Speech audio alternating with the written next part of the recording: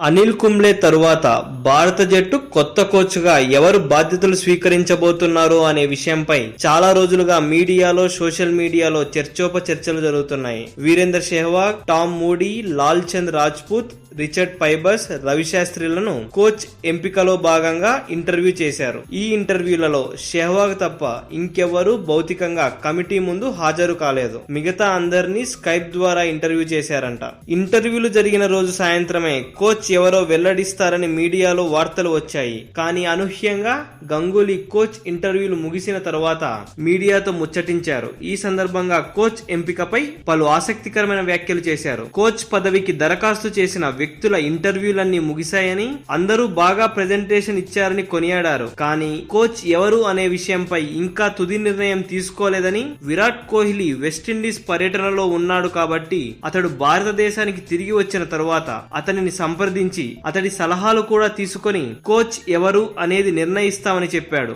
ఇప్పుడు ఎంపిక చేయబోయే వ్యక్తి 2019 వరల్డ్ కప్ ముగిసేంత వరకు భారత క్రికెట్ జట్టు కోచ్ గా కొనసాగుతాడని చెప్పారు. ఇక్కడే చాలా మంది అభిమానులు గంగూలీని అపార్థం చేసుకున్నారు. కోహ్లీనేంటి కోచ్ ఎంపికలో అడిగేది? ఇంత మాత్రానికి క్రికెట్ అడ్వైజరీ కమిటీలో ఉన్న సచిన్, గంగూలీ, లక్ష్మణులు ఎందుకు అని ప్రశ్నిస్తున్నారు. కానీ విశ్లేషకులు గంగూలీ చేసిన వ్యాఖ్యలను విశ్లేషించి అందులో దాగి ఉన్న నిగూఢ అర్థాన్ని అభిమానులకు తెలియజెప్పే ప్రయత్నం చేస్తున్నారు. క్రిందటిసారి కోచ్ ఎంపిక ప్రక్రియ జరిగినప్పుడు సిఏసి ప్యానెల్ ఏకగ్రీవంగా అనిల్ కుంబ్లేకు బేషరతుగా మద్దతిచ్చారు. అప్పుడు కోహ్లీని సంప్రదించలేదు. కోహ్లీకి ఎంతో ఇష్టమైన రవిశాస్త్రిని గంగూలీ దగ్గరుండి తప్పించాడని అప్పట్లో మీడియాలో వార్తలు వెలువడ్డాయి.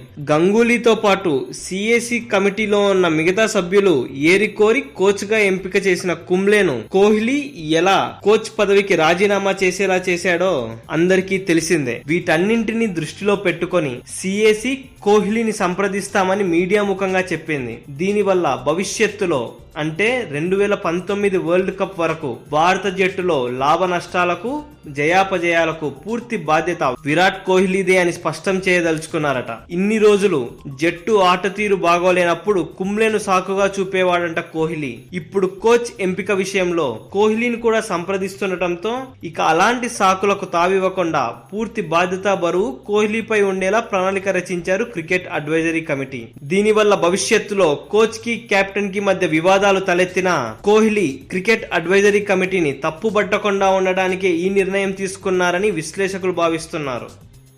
ఇలాంటి ఇంట్రెస్టింగ్ అప్డేట్స్ మీరు మరిన్ని తెలుసుకోవాలంటే మా ఛానల్ని సబ్స్క్రైబ్ చేయడం మాత్రం మర్చిపోకండి. మరిన్ని ఇంట్రెస్టింగ్ అప్డేట్స్తో మీ ముందుకు వస్తాము.